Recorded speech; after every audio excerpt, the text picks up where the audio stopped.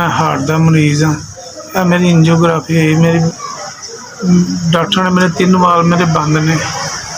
मैं झंग का काम करना था लेकिन मेरे 3 वाल बंद है। मेरा दिल 20% काम कर रहा। मेरी रिपोर्टा ने मेरी सीधी एंजियोग्राफी की मेरी बीवी ने पता नहीं किस गलियाँ मंग के मेरी एंजियोग्राफी कराई है।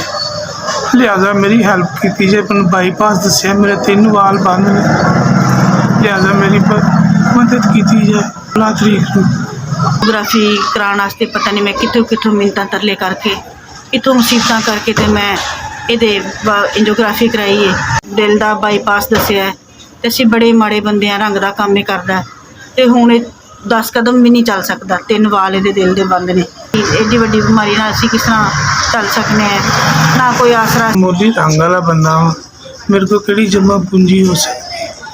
मैं एड्डी वड्डी मर्ज़ नाल नहीं लड़ सकता।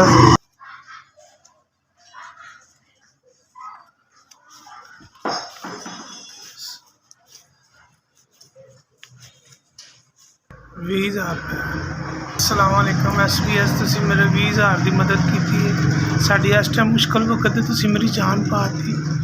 मेरे 3 वाल बंद सन। मेरा कोई सहारा नहीं सी बन रहा। तुसीं SBS तुहानूं अल्लाह पाक तरक्कियां देवे। शादो आबाद रहो।